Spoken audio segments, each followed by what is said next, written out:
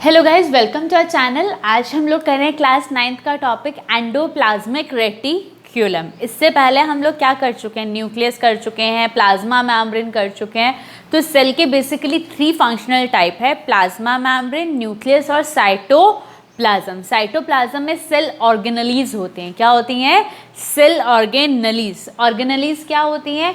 छोटा सा सेल का पार्ट जो सेल के लिए एक स्पेसिफिक फंक्शन परफॉर्म करता है। क्या करता है? सेल के लिए एक स्पेसिफिक फंक्शन परफॉर्म करता है। तो आज की हमारी ऑर्गेनली है एंडोप्लाज्मिक रेटिक्यूलम। क्या है? Endoplasmic reticulum. अब यहाँ पे इसके नाम में ही बहुत कुछ है। एंडो मतलब अंदर मिली हुई होगी। प्लाज्मिक वर्ड किसके लिए आया है? प्लाज्मा मेम्ब्रेन, न्यूक्लियोप्लाज्मा मेम्ब्रेन और जो आपका न्यूक्लियोप्लाज्म है, दोनों के लिए। और रेटिक्यूलम का मतलब होता है नेटवर्क। क्या होता है? नेटवर्क। तो ये सेल के अंदर एक नेटवर्क की तरह फैली होगी। क्या फैली होगी? नेटवर्क की तरह फैली होगी। इसीलिए इसका नाम क्या है? Endoplasmic reticulum. क्या है? Endoplasmic reticulum. देखिए ये कैसी दिखती है।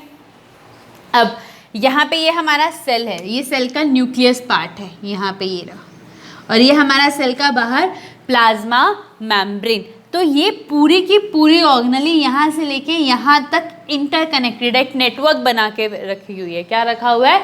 एक नेटवर्क फॉर्म किया हुआ है। जैसे इसने ये नेटवर्क फॉर्म किया, अब सेल तो सर्कुलर फॉर्म में है, तो इसने क्या करा? इसको 2 चैम्बर में डिवाइड कर दिया। क्या कर दिया? 2 चैम्बर में डिवाइड कर दिया ताकि सेल अपना प्रॉपर काम कर सके। सेल क्या कर सके? अपना प्रॉपर काम। तो ये किससे अटैच्ड है? इसकी एक पार्ट जो है न्यूक्लियस से अटैच्ड है और उसका दूसरा पार्ट किसके साथ अटैच्ड है? Plasma membrane. किसके साथ अटैच्ड है? Plasma membrane. तो ये एक नेटवर्क फॉर्म करती है, इसीलिए इसको क्या बोलते हैं? रेटिक्यूलम। और पूरे सेल पे फैली हुई होती है, न्यूक्लियस से लेके प्लाज्मा मेम्ब्रेन, इसलिए इसको बोला जाता है एंडोप्लाज्मिक। अभी हम इसमें और भी बहुत सारी चीज़ें देख रही हैं। न्यूक्लियस, न्यूक्लियोपोर, न्यूक्लियोलस, ये तीनों किसका पार्ट है? न्यूक्लियस का पार्ट है। किसका पार्ट है? न्यूक्लियस का। इसको हम न्यूक्लियस में कवर कर चुके हैं। फिर उसके बाद हमें यहाँ पे दिख रहा है rough endoplasmic reticulum and smooth endoplasmic reticulum. तो यहाँ से हमें पता चला कि हमारा जो एंडोप्लाज्मिक रेटिक्यूलम है कितने टाइप का है? 2 टाइप्स का है। कितने टाइप का है? 2 टाइप्स का है, rough endoplasmic reticulum and smooth endoplasmic reticulum. क्या है? Rough endoplasmic reticulum and smooth endoplasmic reticulum. अब इनमें डिफरेंस हमें सिर्फ एक चीज़ का देखेगा। इन डिफरेंस को हम आगे पूरी हमारी वीडियो में कवर करेंगे। तो एंडोप्लाज्मिक रेटिक्यूलम कितने टाइप के हैं? That are 2 type, rough endoplasmic reticulum and smooth endoplasmic reticulum. अभी ये हमने कहा था, क्या था? नेटवर्क था। तो यही इसके फैक्ट्स हैं, इसके बारे में जो इसके प्रॉपर्टीज़ हैं। It is a network of membranes tubules. Membranes मतलब एक मेम्ब्रेन से बनी है, प्लाज्मा मेम्ब्रेन जैसे बनी है, किससे? प्रोटीन और लिपिड से। तो ये भी उन्हीं मेम्ब्रेन से बनी है within the cytoplasm of a eukaryotic cell. अब यहाँ से कंफर्म हो गया, ये सिर्फ और सिर्फ कहाँ पे होगी? यूकैरियोटिक। माइटोकॉन्ड्रिया किसमें होता था? यूकैरियोटिक। और यूकैरियोटिक के कौन से सेल में माइटोकॉन्ड्रिया एब्सेंट है? That are RBCs. तो उन आरबीसीज में एंडोप्लाज्मिक रेटिक्यूलम भी क्या होगा? एब्सेंट होगा। और ये कंटिन्यूस है न्यूक्लियर मेम्ब्रेन और प्लाज्मा मेम्ब्रेन के बीच में। तो यही बात हमने बताई थी, उसको हमने लिखा है। At places it is connected with plasmalemma as well as nuclear envelope. तो ये दोनों के साथ कनेक्ट है और उसको एक चैम्बर में, एक पर्टिकुलरली जगह में देती है, कन्वर्ट कर देती है। It is majorly present in metabolically active cells like of liver and pancreas। तो जिन सेल्स को हमारी बॉडी में सबसे ज़्यादा काम करना पड़ता है और सबसे ज़रूरी काम करना पड़ता है हमारी बॉडी से सब कुछ बाहर निकालने के लिए, अगर मान लो हमारी बॉडी में कोई हमने वेस्ट मटेरियल खा लिया है तो उसका असर, कोई दवाई खा ले तो उसका असर किस पे पड़ता है? लिवर और किडनी पे पड़ता है। तो ये लिवर और किडनी, पेनक्रियास, इन सब में सबसे ज़्यादा होता है और प्रोकैरियोटिक में नहीं होता, और same as a mitochondria mature RBCs में भी नहीं होता। हाँ जी स्टूडेंट्स, माइटोकॉन्ड्रिया प्रोकैरियोटिक सेल्स में प्रेजेंट होता? यस, माइटोकॉन्ड्रिया भी प्रोकैरियोटिक सेल्स में प्रेजेंट नहीं होता। तो सबसे खास बात क्या एंडोप्लाज्मिक रेटिकुलम की, कि ये नेटवर्क लाइक स्ट्रक्चर है, प्लाज्मा मेम्ब्रेन से भी अटैच्ड है और न्यूक्लियर मेम्ब्रेन के साथ भी अटैच्ड है, और दो जो है इसके बीच में एक स्पेस कन्वर्ट करता है, सेल को दो चैम्बर्स के अंदर कन्वर्ट कर देता है। This is the main fact about endoplasmic reticulum. अब जो भी एंडोप्लाज्मिक रेटिकुलम है इसमें तीन चीज़ें हैं, तीन बिल्डिंग ब्लॉक है। जैसे हमारा घर बना हुआ है, किससे बना हुआ है? मेन चीज़ इसके अंदर क्या लगी है? ईंटें, सीमेंट एंड लकड़ी, ये तीन चीज़ें लगी है। तो ऐसे ही एंडोप्लाज्मिक रेटिकुलम बनाने के लिए सिस्टर्ने, वेसिकल और ट्यूब्यूल्स, ये तीन इसके बिल्डिंग कंपोनेंट है। इन तीनों को जोड़ के ही क्या बनता है? Endoplasmic reticulum. सिस्टर्ने क्या है? Flat interconnected sac like parts, जो ये वाले पार्ट्स हैं सैक लाइक है और क्या है? फ्लैट है। क्या है? फ्लैट। तो इनको हम क्या बोलते हैं? सिस्टर्ने बोलते हैं। क्या बोलते हैं? सिस्टर्ने। ओवल और राउंडेड सैक, अगर यही सैक की शेप फ्लैट की बजाय ओवल हो जाए या राउंड हो जाए तो इनको हम क्या बोल देते हैं?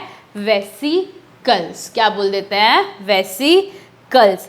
Tubules, tube like extensions which may be connected, जो इन दोनों सिस्टर्नों को या सिस्टर्ने और वेसिकल को कनेक्ट करती है। किसको कनेक्ट करती है? दो सिस्टर्ने को साथ कनेक्ट करती है, या एक सिस्टर्ने और एक वेसिकल को कनेक्ट करने वाला क्या है? आपका ट्यूब्यूल। क्या है? ट्यूब्यूल। तो अभी तक हमने क्या किया? एंडोप्लाज्मिक रेटिकुलम क्या होता है? नेटवर्क है। किस किस से अटैच होता है?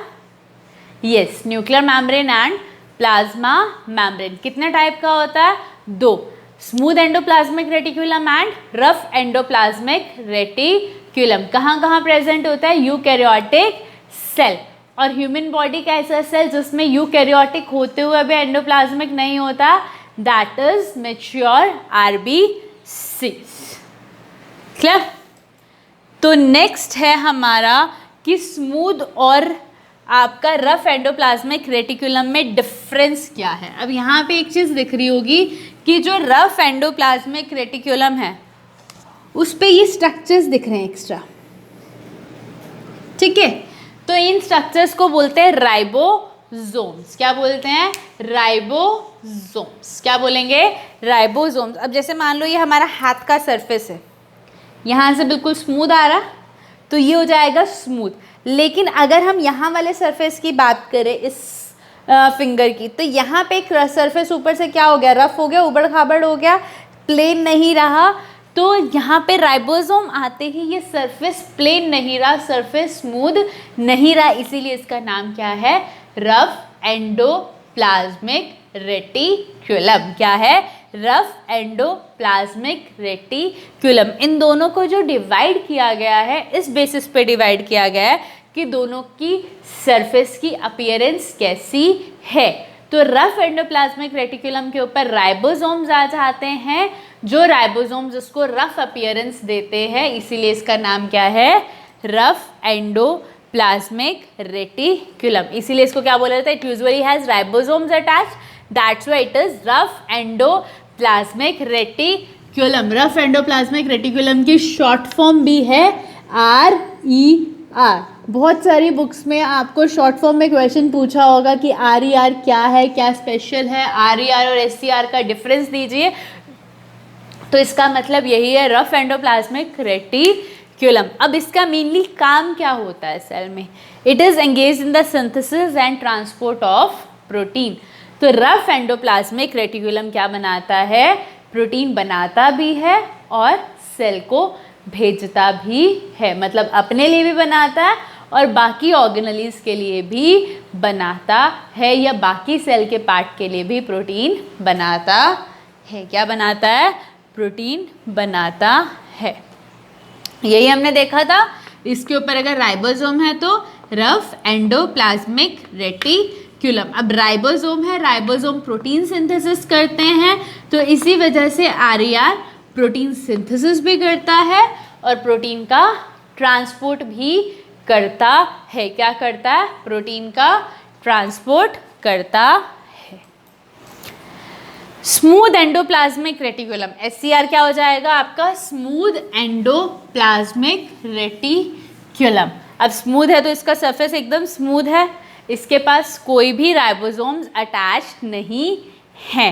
राइबोसोम्स अटैच नहीं है इसीलिए इनकी अपीयरेंस कैसी है? Smooth surface. These have smooth surface in appearance and called smooth endoplasmic reticulum. It is engaged in the synthesis of proteins and lipids.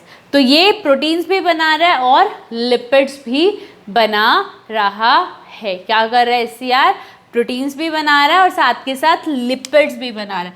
Protein और लिपिड एक साथ किसके पास थे? किस ऑर्गेनेली में प्रेजेंट थे? Plasma membrane. तो जो प्लाज्मा मेम्ब्रेन बल्क ट्रांसपोर्ट के टाइम पे ख़त्म हो जाती है या ख़राब हो जाती है तो वो रिप्लेस कौन करता है? RER plus SER। इसका जो प्रोटीन सिंथेसिस होता है वो बहुत कम होता है। Maximum protein synthesis from RER, SCR का मैक्सिमम सिंथेसिस लिपिड का होता है। मेजॉरिटी क्या करता है? लिपिड सिंथेसाइज करता है और ये क्या करता है? स्मॉल अमाउंट में। क्या करता है? स्मॉल अमाउंट में सिंथेसाइज करता है। तो अभी हमने क्या किया? RER पे राइबोसोम्स अटैच हैं, SCR पे राइबोसोम अटैच नहीं है। SCR स्मूथ इन अपीयरेंस है, वो रफ इन अपीयरेंस है। RER सिर्फ प्रोटीन सिंथेसाइज करता है, SCR प्रोटीन भी करता है और लिपिड्स भी करता है। Now there are difference between RER and SCR. जो स्मूथ एंडोप्लाज्मिक रेटिकुलम है वो इंटरलॉकिंग ट्यूब्स, जैसे इस तरीके की ट्यूब्स हैं, ट्यूब्स की जगह भी मिल सकता है और आपको ट्यूबुलर सर्कुलर फॉर्म में भी मिल सकता है, लेकिन ये हमेशा पैरेलल शीट्स के फॉर्म में मिलेगी जिनके ऊपर राइबोसोम्स होंगे। जिनके ऊपर क्या होंगे? राइबोसोम्स। ये स्मूथ इन अपीयरेंस होगा, वो RER रफ इन अपीयरेंस होगा due to presence of ribosomes. SCR जो है सेल मेम्ब्रेन के पास मिलता है। सेल मेम्ब्रेन मतलब प्लाज्मा मेम्ब्रेन। और जो रफ एंडोप्लाज्मिक रेटिकुलम है वो साइटोप्लाज्म और न्यूक्लियस के पास मिलता है। किसके पास मिलता है? साइटोप्लाज्म और न्यूक्लियस के पास मिलता है। यही देखा हमने, यहाँ पे प्लाज्मा मेम्ब्रेन आएगी, यहाँ पे क्या है? न्यूक्लियस है। तो RER किसके पास मिल रहा है? न्यूक्लियस के पास मिल रहा है। अब अगला क्वेश्चन है, ये न्यूक्लियस के पास क्यों मिलता है? क्योंकि ये बनता ही न्यूक्लियस से है। जो RER है वो न्यूक्लियस से बनता है। और SCR कैसे बनता है? जब राइबोसोम्स में से आपके जो RER है उसमें से राइबोसोम्स निकल जाए। मतलब अगर RER अपने राइबोसोम्स निकाल दे, क्या निकाल दे? राइबोसोम्स, तो ये क्या बना देगा? SER। क्या बना देगा? SER। तो यही है, rough endoplasmic reticulum is formed by giving of the ribosome. RER कब फॉर्म होएगा? Form by giving of ribosome and it forms from the nuclear membrane. जो आपका RCR है उसके अंदर ट्यूब्यूल ज़्यादा है क्योंकि वो सर्कुलर फॉर्म में भी हो सकता है, लेकिन ये हमेशा आपको RER किस फॉर्म में मिलेगा? फ्लैट फॉर्म में मिलेगा, इसीलिए उसके पास सिस्टरने ज़्यादा होते हैं। जो आपका SCR है वो दोनों प्रोड्यूस कर रहा था। जब हमने इनकी इंट्रोडक्शन देखी थी तो हमने देखा था SCR प्रोटीन्स और लिपिड दोनों बनाता है, लेकिन लिपिड का फॉर्मेशन कंटेंट ज़्यादा होता है एज कम्पेयर टू प्रोटीन। लेकिन RER सिर्फ और सिर्फ क्या बनाता है? प्रोटीन बनाता है। क्या बनाता है? प्रोटीन बनाता है। क्लियर? RER किससे बनता है? Nuclear membrane. SCR RER minus ribosomes. तो RER किसके पास मिलेगा? न्यूक्लियर मेम्ब्रेन के पास मिलेगा। और SCR किसके पास मिलेगा? Plasma membrane. जो आपका RER है वो सिस्टरने के फॉर्म में होगा, जो आपका SCR है वो ट्यूब्यूल्स की फॉर्म में होगा। आपका RER रफ एंड सरफेस होगा, लेकिन आपका SCR जो है स्मूथ सरफेस में होगा। अभी तक हमने क्या पढ़ा? एंडोप्लाज्मिक रेटिकुलम का नेम एंडोप्लाज्मिक रेटिकुलम क्यों है? क्योंकि ये नेटवर्क फॉर्म में था। फिर हमने पढ़ा कि यूकैरियोटिक सेल में प्रेजेंट है, आरबीसीज में एब्सेंट है, प्रोकैरियोटिक में एब्सेंट है। दो तरह का होता है, आरईआर और एससीआर। आरईआर में राइबोसोम्स होते हैं, एससीआर स्मूथ होता है। आरईआर न्यूक्लियस से बनता है, वो जो है आरईआर से, एससीआर जो है आरईआर से बनता है। आरईआर और एससीआर मिलके क्या रिलीज कर रहे थे? प्रोटीन्स और लिपिड्स। क्या रिलीज कर रहे थे? प्रोटीन और लिपिड। और प्रोटीन और लिपिड में सेल में सबसे ज़्यादा क्या चीज़ बनी होती है? That is plasma membrane. क्या बनी होती है? Plasma membrane. तो जनरली इसका जो एक फंक्शन है दैट इज मेम्ब्रेन बायोजेनेसिस। ये एंडोप्लाज्मिक रेटिकुलम का फंक्शन है, इसका काम है। और ये बहुत इम्पॉर्टेंट है क्योंकि एंडोप्लाज्मिक रेटिकुलम का सबसे ज़्यादा जो फंक्शन है वो यही है, जो सबसे ज़्यादा रोल है। अब ये मेम्ब्रेन बायोजेनेसिस क्या है? यहाँ पे मेम्ब्रेन का मतलब है प्लाज्मा मेम्ब्रेन, बायो का मतलब कोई भी चीज़ लिविंग है, जेनेसिस का मतलब क्रिएशन। तो मतलब जो लिविंग सेल की प्लाज्मा मेम्ब्रेन है उसको आपको रिक्रिएट करना है। क्या करना है? रिक्रिएट करना है। और रिक्रिएट करने के लिए क्या बनाना पड़ेगा? प्लाज्मा मेम्ब्रेन जिस चीज़ से बनी है वो प्रोडक्ट्स या रॉ मटेरियल सिंथेसाइज करने पड़ेंगे। और हमारी प्लाज्मा मेम्ब्रेन किससे बनी है? प्रोटीन्स एंड लिपिड से। तो some of the protein and lipids which are synthesised in the cell with the help of ER, दोनों ईआर की बात हो रही है यहाँ पे, आरईआर की भी बात हो रही है और एसईआर की भी बात हो रही है, are utilized in building the cell membrane. तो ये आरईआर और एससीआर जो है यूटिलाइज हो रहा है बिल्डिंग द सेल मेम्ब्रेन, इसीलिए इसको क्या बोलते हैं? मेम्ब्रेन बायोजेनेसिस बोलते हैं। बहुत इंपॉर्टेंट है ये, प्लीज़ इसको नोट कर लीजिए। हो क्या रहा है यहाँ पे? प्लाज्मा मेम्ब्रेन रिक्रिएट हो रही है। कैसे रिक्रिएट हो रही है? आरईआर और एससीआर जो प्रोटीन और लिपिड्स रिलीज कर रहे हैं वो प्रोटीन और लिपिड्स इसके पास जा रहा है प्लाज्मा मेम्ब्रेन। जहाँ जहाँ प्लाज्मा मेम्ब्रेन के अंदर ब्रेकेज आ रही है या मेंटेनेंस की ज़रूरत है वहाँ वहाँ पे ये जा रहे हैं। ऐसा नहीं है पूरी प्लाज्मा मेम्ब्रेन बना रहे हैं, उसका रिपेयरिंग कर रहे हैं। क्या कर रहे हैं? रिपेयरिंग। जैसे कई बार दीवार पे कहीं कुछ हो जाता तो हम उसको जब मेंटेनेंस कराते तो वहीं से उसको प्लास्टर कराते हैं। तो उसी तरीके से आरईआर और एससीआर भी जहाँ जहाँ से प्लाज्मा मेम्ब्रेन में कुछ डिफेक्ट होगा वहीं से उसको प्लास्टर कर देंगे विद प्रोटीन्स एंड लिपिड्स। और ये प्रोटीन्स और लिपिड्स वही होंगे जो प्लाज्मा मेम्ब्रेन को चाहिए होते हैं। That is membrane biogenesis. क्या है? Membrane biogenesis. अब इसके बाकी के फंक्शन, तो पहला फंक्शन तो हमने कर लिया, it helps in the membrane biogenesis. The network of endoplasmic reticulum separates cytoplasm of the cell into several small compartments which help cell to perform specific function within specific chambers. ये बात हमने तभी discuss करी थी जब हमने endoplasmic की introduction करी थी कि सेल को डिफरेंट चैम्बर्स में कन्वर्ट कर देता है। जैसे ही चैम्बर में कन्वर्ट कर देता है तो सेल अपने फंक्शंस इजीली परफॉर्म कर सकता है कि हर कोई जो है बहुत ज़्यादा एक दूसरे के फंक्शन में इंटरफेयर नहीं कर रहा है। It gives mechanical support to cytoplasm by providing a kind of cytoskeleton to maintain the shape of cell. मान लो ये आपका न्यूक्लियस है, ये आपकी प्लाज्मा, एक हैंड न्यूक्लियस है और एक हैंड प्लाज्मा मेम्ब्रेन है। अब बीच में ये स्ट्रॉन्ग स्ट्रक्चर है जो मार्कर है आपका एंडोप्लाज्मिक रेटिकुलम है। मार्कर क्या है? Endoplasmic reticulum. यहाँ से न्यूक्लियस के पास है तो आरईआर, इधर है तो एससीआर। अब ये जितना मर्जी दोनों हाथ पास आने की कोशिश कर ले लेकिन ये मार्कर एक सर्टेन डिस्टेंस क्रिएट करके रहेगा। तो यही काम एंडोप्लाज्मिक का होता है, साइटोस्केलेटन। साइटो का मतलब साइटोप्लाज्म। क्या है? साइटोप्लाज्म। स्केलेटन का मतलब एक शेप, जैसे हमारा बोन्स हमारा स्केलेटन सिस्टम है, ऐसे ही सेल का भी स्केलेटन सिस्टम क्या है?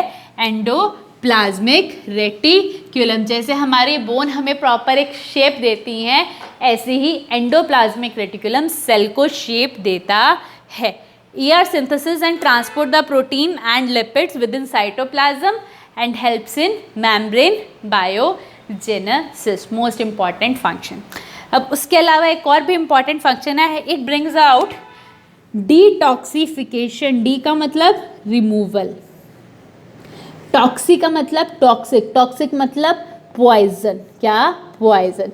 कि हमारी बॉडी में अगर कुछ पॉइजन आ गया है या कुछ वेस्ट मटेरियल भी है हमारी बॉडी में जो हमारी बॉडी के लिए पॉइजन का काम करेगा, तो उसको भी कौन ख़त्म करता है? Endoplasmic reticulum. मेनली कौन सा एंडोप्लाज्मिक रेटिकुलम? SER. डिटॉक्सिफिकेशन का काम किसका होता है? SER. किसका होता है? SER. और मेनली जो लीवर में प्रेजेंट होते हैं SCR, वो बहुत एक्टिव होते हैं डिटॉक्सिफिकेशन के लिए. किसके लिए? डिटॉक्सिफिकेशन. तो डिटॉक्सिफिकेशन का काम कौन करता है? SER, smooth endoplasmic reticulum. और ये सबसे ज़्यादा कहाँ प्रेजेंट होते हैं? लीवर और पेनक्रियास में प्रेजेंट होते हैं. लेकिन लीवर के सेल्स डिटॉक्सिफिकेशन के लिए हाईली एक्टिवेटेड होते हैं. क्या होते हैं? Highly activated. तो this was our endoplasmic reticulum. क्या क्या किया? नेटवर्क लाइक स्ट्रक्चर है, सेल को चैम्बर्स में डिवाइड करेगा. दो तरह का होता है, RER और SCR. RER प्रोटीन्स बनाता है, SCR प्रोटीन और लिपिड बनाता है. दोनों मिलकर मेम्ब्रेन में हेल्प करते हैं. डिटॉक्सिफिकेशन करता है, डिटॉक्सिफिकेशन SCR करता है और जो है लीवर के अंदर प्रेजेंट होता है. RER रफ इन अपीयरेंस होता है, SCR स्मूथ इन अपीयरेंस होता है. अगर आपने आज की वीडियो बहुत ध्यान से सुनी है तो मुझे इस क्वेश्चन का आंसर कमेंट बॉक्स में चाहिए. Name the type of endoplasmic reticulum used in detoxification and it is majorly present in which cells. अभी बताया मैंने कि डिटॉक्सिफिकेशन वाला फंक्शन था ER का. कौन से वाला टाइप यूज़ होता है? दो टाइप के हैं, RER या SCR. तो डिटॉक्सिफिकेशन का काम कौन करता है? RER या SCR. और ये हमारी ह्यूमन बॉडी में कौन से ऑर्गन में सबसे ज़्यादा प्रेजेंट होते हैं? Keep comment on the comment box. Have a good day. Thank you.